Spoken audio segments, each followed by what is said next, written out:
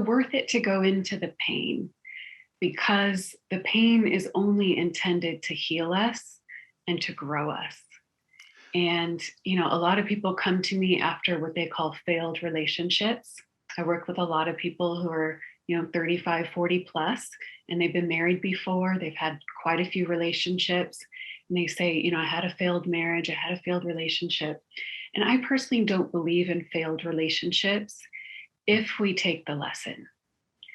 Because the only point and purpose of relationships and everything in life is to really grow us. And there's so many people walking around with emotional trauma and pain from the past that is unresolved, and they think, oh, this is just part of me now. And the pain isn't intended to be with us on this entire life journey.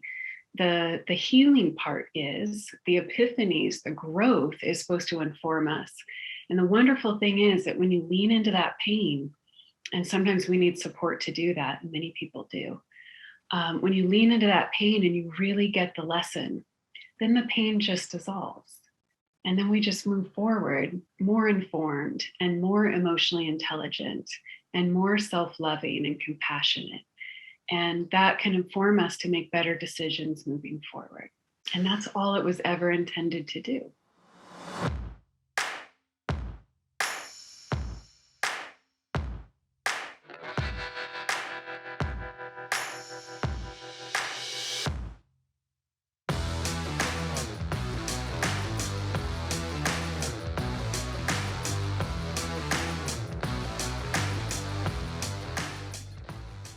EQ Gangsters. This episode is sponsored by Classical Conversations. Now, in this particular interview, I go into a wonderful conversation with a super lady named Dr.Holly Battey. She's got a great, amazing resume and background and bio, which I'm going to talk about in the interview. But great skinny, some great insight. She's just a very nurturing, gentle soul. And she has some, again, 15 years of work in this space of relationships. And again, super excited for you all to hear this particular episode. Again, this episode is sponsored by Classical Conversations. They equip homeschool parents with the resources to homeschool with confidence all the way from kindergarten all the way through college credit. Follow a classical curriculum rooted in a Christ-centered worldview while receiving support from a local community of families all walking the same path as yours. Homeschooling with Classical Conversations is doable. To learn more, check this out. Visit classicalconversations.com/Gibbons. And that's Gibbens. classicalconversations.com/Gibbons, Gibbens. Enjoy the episode with Dr. Holly Battey.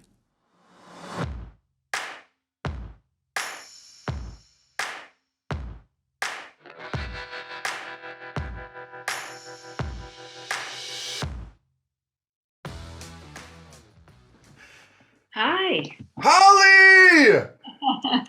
It's so great to meet you! Great to meet you too. Wow, what a warm welcome. Yeah. Man, this is awesome. You have a great smile. Oh, thank you. Yeah, of course. Great to meet you. Noble, yes? Yeah, that's right. Yes, I'm super excited. I was just reading up on your background and your bio and stuff. I've got a zillion questions to ask you. I'm super excited. Oh, good. Me too. I love your energy. Awesome. Thanks a million. Thank you. Yeah. Okay, so you've probably done a million of these, right? So if I mute myself, I'm just taking notes. Okay. So I may think of a question. So if I look down, plus I invented ADD and ADHD, so that kind of helps me stay focused. I love people with ADD. I do. Awesome. Life's so interesting and fun. One of my best friends has ADD. That's great. That's a great way to frame it. Yeah, I think so. It's true. That's awesome. That's awesome. Okay, so I'm gonna jump into your bio here a little bit, and then and then I want to ask you a whole bunch of questions. So, Dr. Holly helps conscious single men and women find the love of their dreams. With a doctorate in clinical psychology, she founded Find Love at Last in 2014 to empower you to find the love you've been dreaming of. And if you've been a matchmaker, a coach, image consultant for over 9 years. Dr. Holly is a dating expert and inspiring speaker who empowers and advises on dating strategy, online dating, mindset, image, partner suitability, communication, and commitment. She brings more than 15 years of rich personal dating experience before finding the wonderful man that you're happily married to. You're based in San Francisco, California, and you work with clients all over the world. Okay, so you are like a relationship gangster, is the bottom line. I Right? love that. I might use that. Awesome. Okay, so, and it was so much fun reading like your own personal love story Ah, I was on your website. Just kind of hearing you kind of share your personal love story. I'm like, wow, that's oh, super cool journey. So for me, as in the space of emotional health and emotional intelligence, yeah. I always think about, man, if we were to plot out the emotional journey of your kind of love story, Mhm. as with all of us, probably a lot of ups and some downs and that kind of Oh thing. yeah. So Oh yeah. so how did you become this super relationship gangster, Holly? Oh gosh, wow. Well, I've never been asked that before, but quite in those terms. Oh gosh. Well, I guess it all started. I mean, it started at the beginning, but I won't start there, I guess. But you know, I went to graduate school to become a therapist, and was in school from kindergarten to forever. And yeah, I got my doctorate, worked with victims of crime for a number of years. And, having just gone straight through with all that education and then a very meaningful, but also somewhat stressful caseload, I got a bit burnt out. And so I went back into executive search, which is what I had done as I worked my way through graduate school, where I was pairing top talent with corporations and startups in Silicon Valley. And truth be told, that was lucrative, but not terribly meaningful for me. I was always secretly more interested in people's love lives than I was their professional lives. And I've always been a long time romantic and hopeful romantic. And so when I got laid off years later from that job, I thought, all right, what now? Like I knew that I hadn't quite found my calling yet. And I really wanted to. I'm a big Oprah fan. And she always talked about the two most important days of your life, one being the day you're born, and two being the day you figure out why. And I knew I hadn't found my why yet. And so it set me out on this journey. I'm a multi-passionate woman and I explored all of my passions. There were a lot. And it took me to Africa twice and multiple other paths. And when I got back, I decided I really wanted to help people find love. It was actually the last of my passions, but the one that I most wanted to do.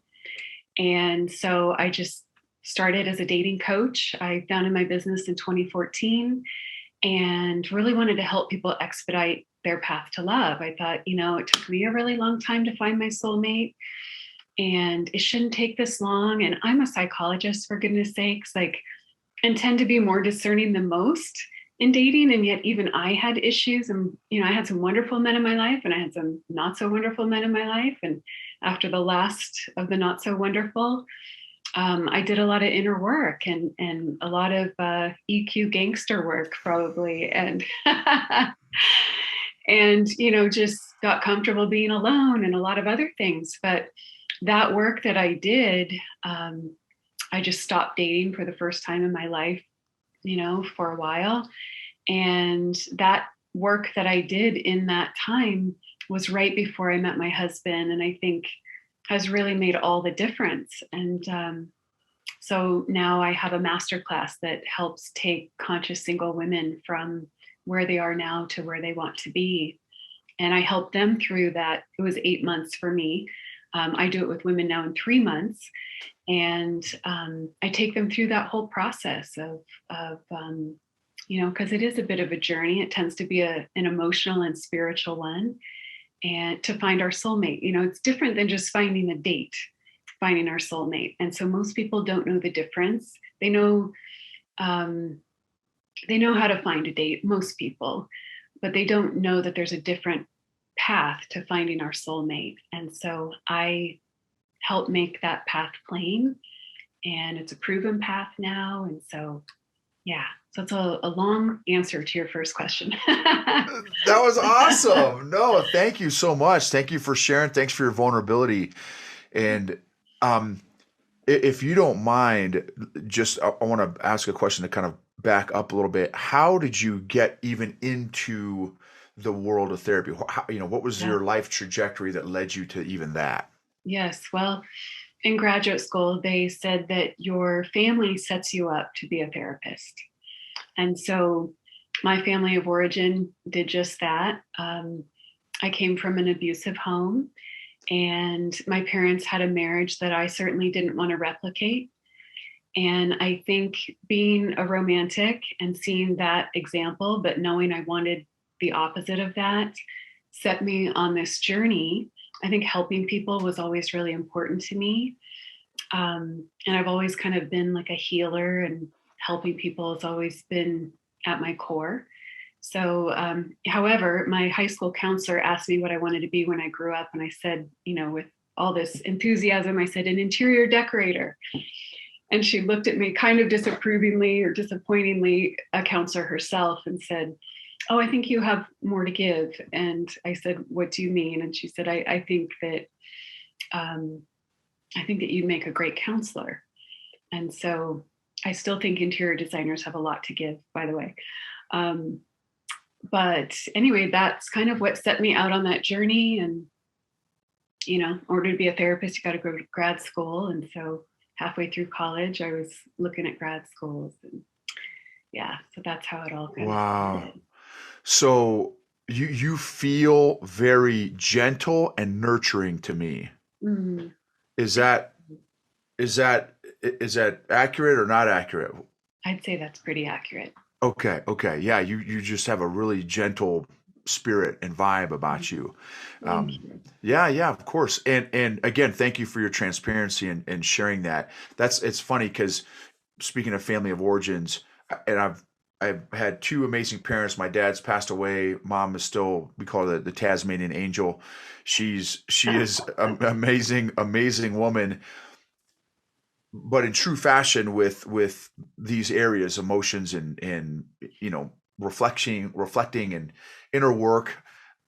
My generation, my parents' generation, speaking and teaching that, passing that on to your children is not super common. And so while I had amazing parents, I still developed, some emotional dysfunction as a result of my childhood. And that's, we all get our emotional foundations from our childhoods. Yes. And through a whole big giant path too, I ended up obviously now being emotionally clueless my whole life, Mhm. literally emotionally clueless until 3 or 4 years ago.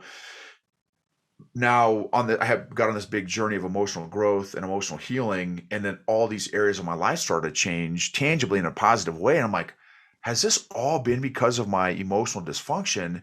This Mm, is crazy. So that's so that transition from your childhood and everything into therapy and counseling, and now what you're doing, coaching, everything. yeah. It's neat how we get put on that path, that journey. Yeah. And also, I want to thank you too, before we get into some more great questions, the inner work that you have done in your life. Thank you for all that you have done to get you to this place where where you're adding value to probably hundreds, if not thousands of people. So thank you for all that inner work that you've done. Well, thank you. I don't think I've ever been thanked for my inner work, but yeah. Well, because I'll say as a dude who is not a PhD ninja, Yeah. and stuff, it's not easy for me, and I tell my coaching clients, I'm a corporate coach as well and teaching emotional intelligent leadership.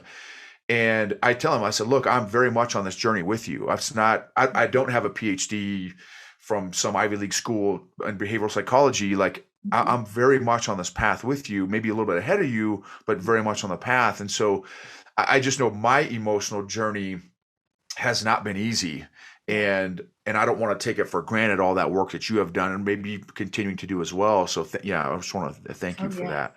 Thank you. I think we're all on the journey, right? I mean, it never really ends. And yeah, it's not easy, right, to tend to your emotional health. And it never really ends, but it's so worth it. It's so worth it. It's so worth it to go into the pain because the pain is only intended to heal us and to grow us. And, a lot of people come to me after what they call failed relationships.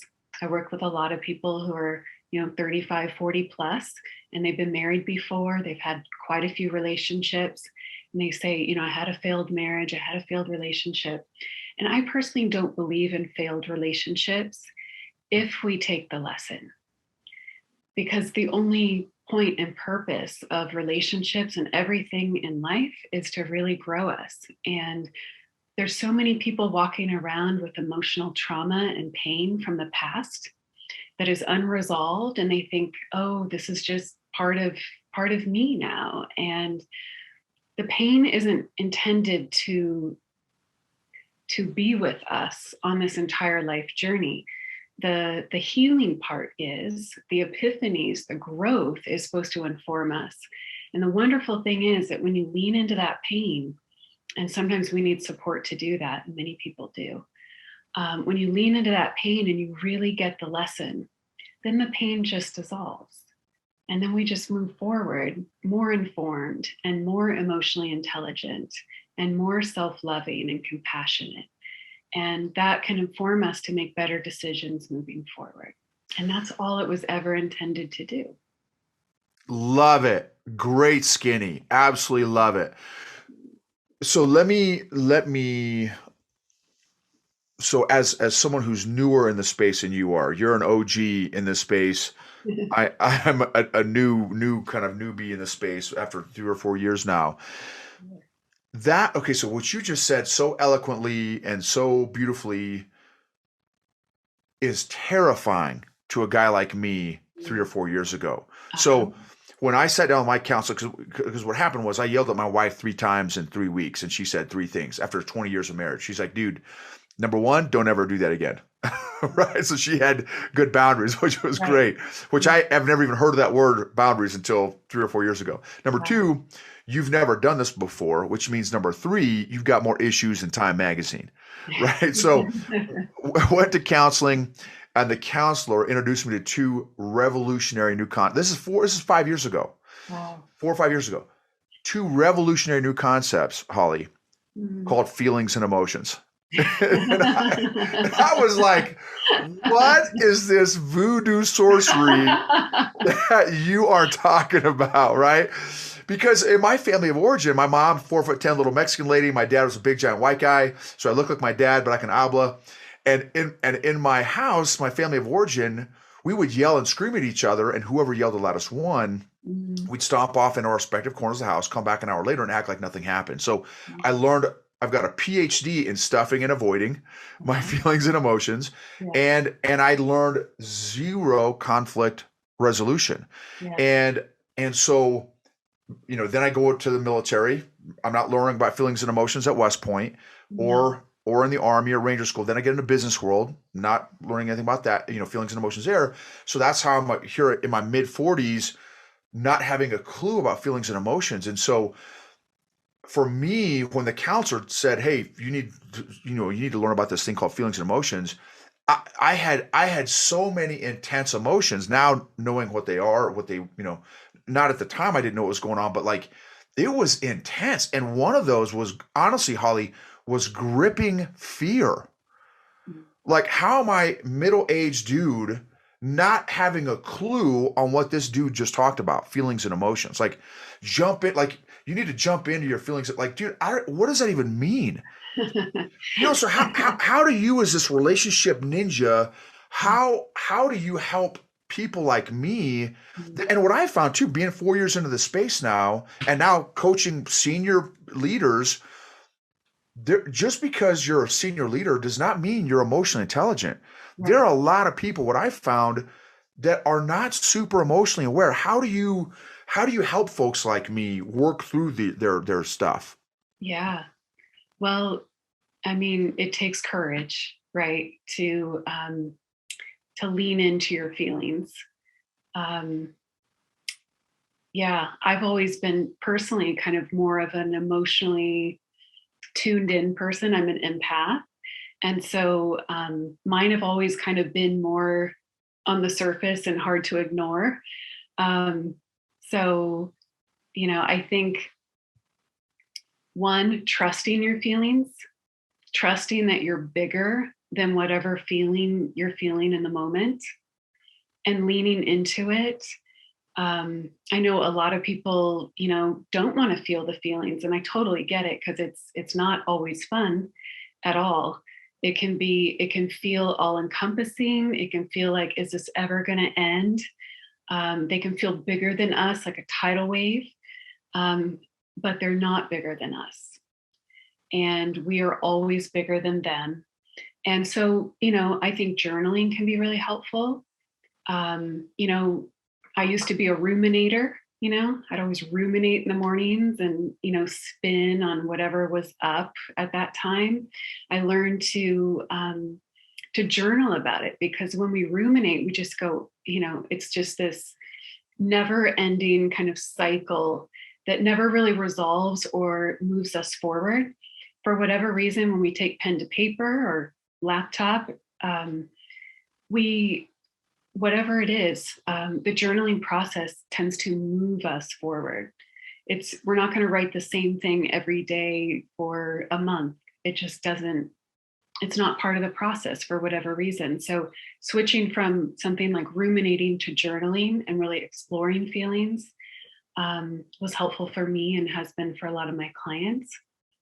But also, just that inner trust of knowing that, and also getting support, because it can feel like, you know an abyss, and if you don't know what a feeling is, if feelings weren't allowed in your family, and then you learn about them in your 40s, you certainly had a lot of them, you just probably weren't so conscious and aware of them, um, or the myriad of feelings that we have. And so, yeah, there can be a lot of fear around that. But the thing is that our feelings are meant to serve us. They, and so we can trust them, we can lean into them. There's intelligence in our feelings. And so, and so it can be a bit of a gold mine, kind of like looking back at so-called failed relationships. It can be really painful sometimes to look at those. But when we can do that and extract what worked and what didn't, because part of every relationship, there's things that worked and things that didn't, which is why it lasted for a while, but not forever. And we use that to inform making better choices moving forward. Then we can have a much better future and present, you know? Love it. So love it. That's fire. So, um, yeah, and again, man, you are. I love. You're so yeah, elegant in how you communicate about all this. Uh, Thank you. and it's but it's taken me 4 years to be able to receive even what you're saying, right? Because you're saying a lot of stuff that's taken me 4 years to be able to, Yeah, you know. it's deep stuff. Yeah, that's It's real right. deep. Yeah. That's right. Yeah. Yeah, that's exactly right. And I was just literally on a kind of a conversation with a buddy of mine who hardcore. This guy's hard as woodpecker lips, man. This guy, 28 years in the special operations community. This guy is absolutely bad to the bone, and just went through a brutal, just very very rough divorce. Mm, And he's having a tough time with his identity. He's like, man, mm, you know, I, I'm a father, but like my kids aren't staying with me. Um, you mm, know, I'm just trying to figure out who I am now in this transition, this new phase, in this new space. But like I want to be a provider and protector again, but it just feels really weird to not have anyone to provide and protect for right now. Mm. And he's like, I'm broken, and I really, I'm just kind of on this journey of kind of discovery. And I want to get your thoughts on this, because one of the things that I encouraged him to do, I said, bro, I really want to encourage you to do that deep emotional work before getting into another relationship. Yeah. Otherwise, you have the potential to bring a very clouded and confused you into this new relationship that you're not going to have. Your glasses are going to be very emotionally foggy, Mhm. and it will confuse that relationship. How do you help somebody? What advice would you give to somebody that is coming out of a very broken relationship? How do you kind of set them back on a course into healing and health and successful relationship? Yeah. Well, I think your advice is really wise and sage to really work on yourself first. I mean, the most important relationship that we ever have is with ourselves. And I say this as a dating coach, right? I'm the one who helps you find someone else. But we have to make sure that you have accepted who you are and that you know that you're whole already before you go and you attach to someone else. And it's far, I mean, we can attract, we've all been in different seasons of life, by the time we're in our 40s. So um, we've had some real dark seasons and we've had some great seasons. But imagine back to when you were in your last dark season and trying to attract your ideal partner where you were is probably not going to happen, right? Because our energy is what magnetizes partners. And so if our light isn't as bright, we're going to attract somebody else whose light isn't as bright too. But if we heal ourselves and we feel great about ourselves and we know who we are, we know what we bring to the table, and we're really clear about who's going to make a great partner for us, the chances of finding your ideal partner are so much higher, not only of finding them, but also keeping them, because you've done that internal work that is going to serve you when you're in that relationship too. And it will help you sustain it because of who you've become. Yes. Yes. Love that. And that is so reflective of my journey. The downside is that I did all of that in my marriage. Uh, So uh-huh. I went in some deep, dark valleys being married. And so I got, I super thank God for my amazing wife, because I have put her through. I mean, imagine being with somebody that's has no clue about emotions and feelings, right? I mean, Yeah, that's so many consequences and downsides of that. But I don't think I'm a minority. I think there's a lot of nobles walking around, definitely. right? That just are Definitely. not dialed in, and that have not done that inner work and Yeah. that inner healing. And so, one of the things I love saying on my podcast is unaddressed emotions don't get better over time. They actually compound. And Yeah. so we have all these emotionally injured people just walking around. Completely. And And they think that's just how it is. This is just who I am. This is just how it is. I had the two divorces. I'm just damaged. I'm broken now. And well, I'll just look for my next one. The great thing to remember is that the only thing we ever have control over is us. And that's true whether we're in a relationship or we're single. Um, the good news about that is that's all that you need, actually, to be able to magnetize the relationship and partner of your dreams. It's an inside job, and when we show up more fully, it's amazing what the world shows us. It can change everything. So it's enough that all we need to do is work on ourselves. It's enough, whether we're in a relationship or not. I mean, anybody can increase their EQ at any moment in time, and it is guaranteed to increase um, joy and fulfillment, and can also be the range of emotions, like you said, right? Yeah. But I think when we go through times of darkness, when we get to the light, that light is so much brighter when we get there. When we've seen and experienced that whole spectrum of life, when we come out the other side, and yeah. Absolutely, Holly. Love that. Love again how you communicated that. I, you know, just short of me saying I'm a different man entirely than I was 5 years ago. I mean, I am a different man. I mean, it's amazing just how emotionally dysfunctional I was, and that I was walking around, and but it's almost like being a functional alcoholic. Mhm. Being a functional, emotionally dysfunctional person. Like that's probably most of people around the world, right? Because how many of us are ever taught this stuff that you're talking about? Right.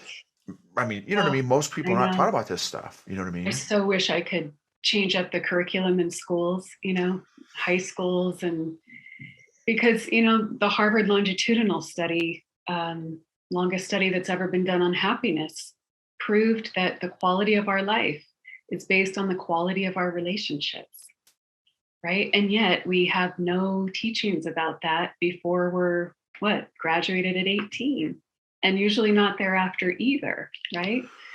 Which is why I created my master class and do what I do. Well, and so love that. So I want to hear more about the masterclass here in a second. So here's the crazy thing is we are educated, right? We do go through school of relationships True. from very emotionally dysfunctional teachers, which happen to True. be our parents. Well said. Yes. Right.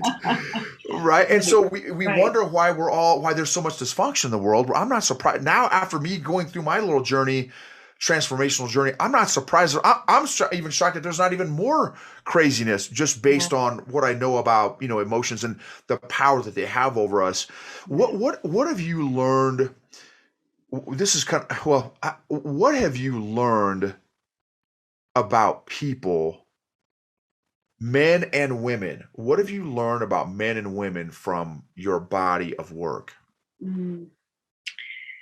Well, we're all emotional beings, and we tend, if you look out into the world and corporate America and probably the military, like we're treated as if we're not emotional beings, right? We're treated as we're cognitive beings and, A to B and logic and don't be irrational and all of that, right? But we're emotional beings, really, at our core. And, and I believe spiritual beings at our core. And so, um, like everything in life, it's part of our spiritual journey. And so finding love is too when we're looking for a soulmate. Um, we're asking so much more from our partners than ever before in history, which is why it requires a different path now. Like our parents were just, pretty much looking for a provider, like women looking for a provider and a parent, to have children with. And, in just like a generation or so, now we're looking for those things often, but also a companion and a spiritual partner and an activity partner and a lover and a confidant and a best friend. I mean, the list goes on. There's nothing wrong with that. It's just that in order to find that, it requires a totally different path. And it's an inside job. That's great. That's great. Um, where, so again, based on your body of work, Mm, where have you found the trends of where relationships fall apart? mm. Well, sometimes they fall apart at the beginning because so many people are unclear about what they need. We're far more in touch with what we want than what we need. What we want is usually ego based. What we need is often more soul based. And so we need kind of a blending of the two.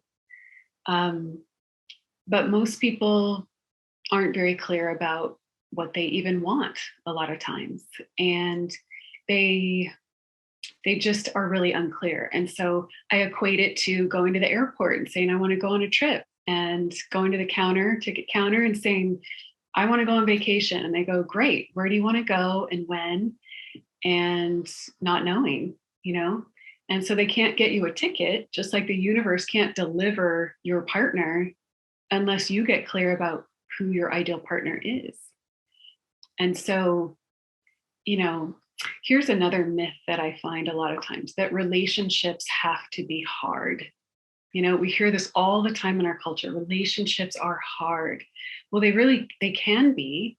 They can be really hard. And it's not to say that there aren't difficult seasons or difficult issues in couples.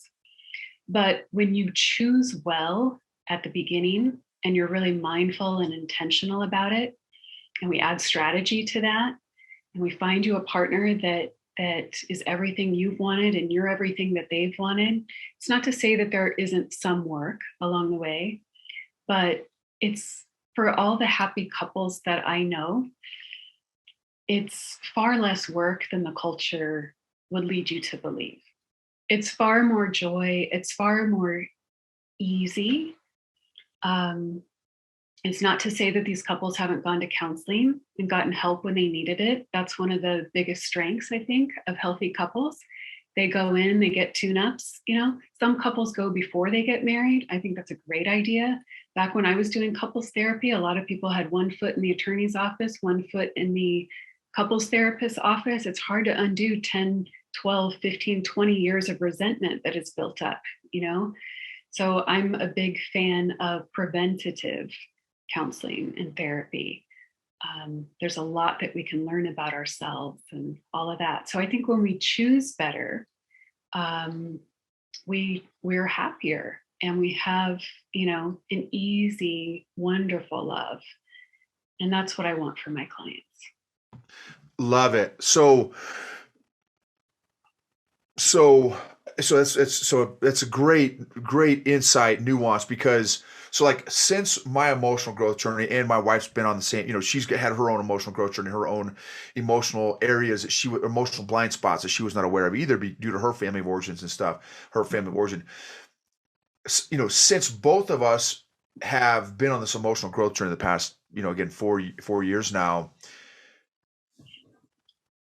and not that now our marriage is rainbows and unicorns and skittle farts and stuff, but it is light years different than her being emotionally injured, well, and me being emotionally injured and emotionally clueless. She's kind of always been more emotionally aware than me.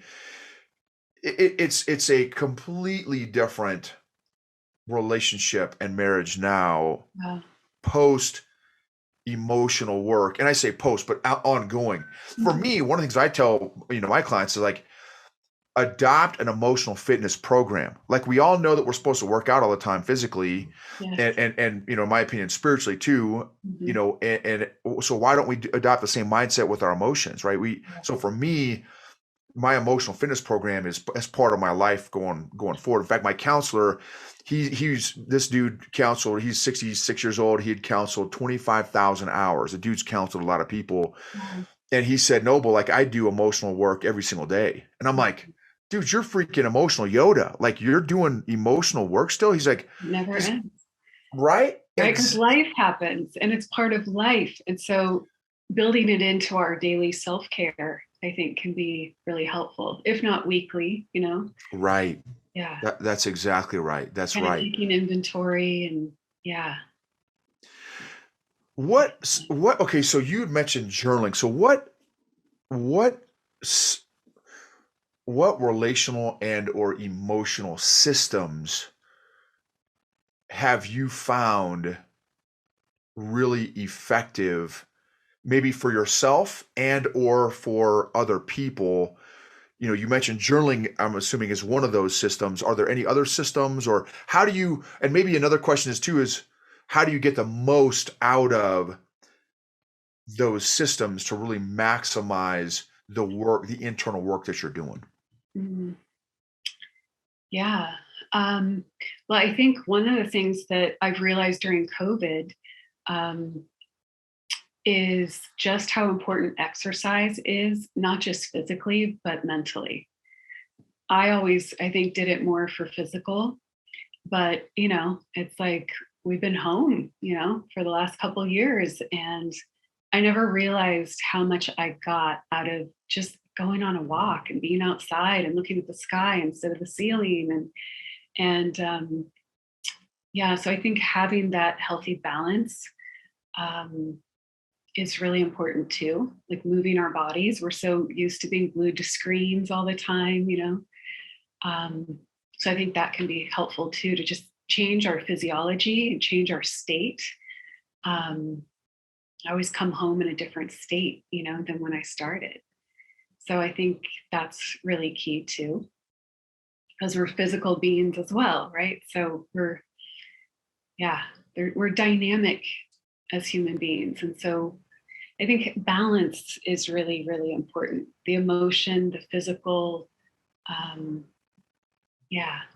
So there's lots of like different tools. I think, yoga can be really helpful, and meditation. I think also really connecting with people you care about, having a carefully curated tribe, I think is really important.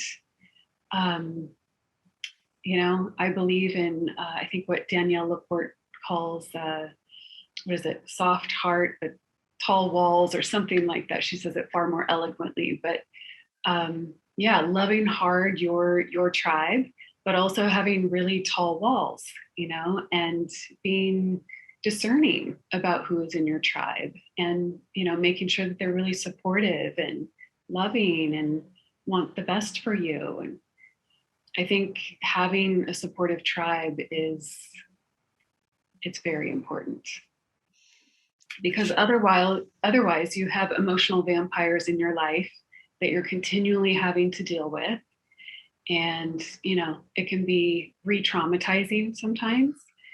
And yeah, so that's really important for me and for my clients as well. That's excellent. Love those insights and suggestions there. I do a very aggressive form of yoga that I call Brazilian Jiu-Jitsu. Yeah, so that's my therapy time is Yeah. do because it's physical, it's mental, it's emotional, it can be spiritual. I mean, there's a lot that's wrapped up for me with jujitsu. So that's and you're right. I mean, it completely changes my state. I've never left my jujitsu class ever depressed or bummed out or like never. It just never happened. Um, so that's great. That's great. And to find whatever that is for you, if it's yoga or Yeah, jujitsu or whatever, right? exactly. Roller Yeah. skating or walking or just something like you said, something physical. I think yeah, that's excellent. And then I love how you said carefully curated tribe. The older I get, the more aware I am of who I invest time into and with. And I think that's huge for people's emotional, mental health Yeah. is our respective tribes. And sometimes I've recommended to some of my clients is to do a relationship audit with Mm, the people in your life. yeah. Are they emotional vampires? Are they that kind of thing? And what I found too is I have not even been able to develop boundaries until I got emotionally aware and grew my emotional intelligence and got healthier emotionally to even know what because my family of origin, we had no boundaries, no personal professional boundaries. What's yours is mine, what's mine is your, like there was no boundaries. And so that's something that I've learned now that I've gotten healthier and getting healthier emotionally. And that's such excellent. Okay, so wrapping up here, Holly, and I love this, and I've got 5 more hours of questions that I could ask you. Love to um, do a two-parter. that's right, that's right. So tell us if you can a little bit about your masterclass, and how do we find you? How do we follow you? How do we get more about what you do? Definitely. So my master class is for conscious single women to help them manifest the man of their dreams. It's a 90-day program. Um, they go from single to soulmate, and we talk about all things emotionally intelligent. So resolving your past, the importance of self-love, mindset, becoming your best version. And then we get really practical. We get really clear and define who your ideal partner is. We talk about how to vet partners in dating. We talk about modern dating, your relationship rights, how to teach your dates how to treat you, which is so important. And then ultimately how to get the commitment and how to manifest your ideal partner and relationship. So it's very much about raising your standards, speaking your truth, forging an authentic connection, and yeah, so that's what that's about. And then I also just recently launched what I call Dating Club, and it's a big supportive group of women. And I support you as you date to find your ideal partner. And we have group calls twice a month and Facebook group, and everybody's dating to find their ideal partner. And so that's really fun. And so you can find me at findloveatlast.com. And I also have a Facebook group called Conscious Singles from Single to Soulmate. And I inspire there. I give you tips and tricks and advice, and we have events. So that's a great place to connect with me as well. Now, Holly, is that the conscious Facebook group there? What is Yes. it called again?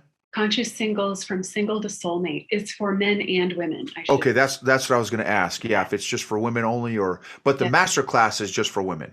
The masterclass and dating club are just for women. I work with men privately right now. So yeah, you probably have a lot of male followers, I would guess. Yeah.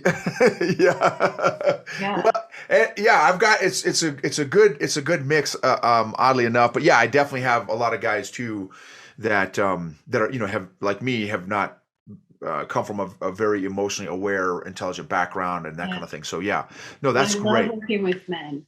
Men are great. Oh, good. Awesome. That's great. That's great. For sure. Awesome. So, Holly, cannot thank you enough for your again your time, your wisdom, your insights. Again, just having just met you, like I super dig what you're doing and love it. That I just really feel like you are out there helping create healthier, emotionally healthier people ultimately, which leads to shocking great relationships. Yeah. And it just seems like you're doing some awesome work. And thank you so much for your time and again sharing your insights with our audience. You're so welcome. I love what you're doing too. And I think it's such important work, just helping people gain more clarity and emotional intelligence. I think it's one of the best things people can do, especially while they're single or in relationships. The world needs it. Um, and I also like to offer your audience the first 5 people who reach out to me. I'm happy to extend a complimentary dating success call with me. So they can reach out on my website at findloveatlast.com and we'll work that out. Awesome. Thank you for that. I totally appreciate that. You're so welcome. You said something else too, just made me think of, for folks that start this when they're single, absolutely their emotional growth journeys and stuff. 100% agree. What's been super dope. We've got a 14-year-old kid, and again, I started this journey when she was probably 10 or 11. So as we're learning this stuff, we've been teaching our daughter. So now I thank God that if I hadn't started this journey when I did, I would absolutely 100% be paying for my daughter's therapy. There's no question about it, right? So I'm just thankful that now finally, so she's now, 2 years into her teenage years, which are tough years to begin with, but we are empowering her with the emotional tools so that she can navigate these teenage years from a much healthier place emotionally than she ever would have before had I not gone Yeah. through this journey. And as a dad, right, so oh man, I'm getting fired up here. Just as a woman, it just breaks my heart to hear about your childhood, and I'm just so thankful that I can be emotionally present for my daughter and emotionally available for her so that when she's going through her ups and downs, she can feel safe with me emotionally because I feel safe with my own emotions, my intense emotions and stuff. And so if she's Oh, up that's or such a gift. down, It's such so a gift to her. Yeah. mm, That you can be present with her and safe. And you're also modeling with your wife a different type of relationship now that she's watching. And I mean, you're not just setting her up for her teenage years, you're setting her up for a totally different trajectory for her life and a different relationship between you all, too. yeah, yeah. So no, thank you for that affirmation, Holly. I appreciate that. For Um, sure. so again, thank you so much, Holly. You rock like ZZ Top. Oh. This has been this has been just such a blessing Thank to you. get to know you, and hopefully we can continue, to stay connected. And as I run into folks and singles and even married folks that maybe are having troubles, I'll definitely pass them your way for sure. I would love that. Thank you so much. It's been so wonderful being here with you today.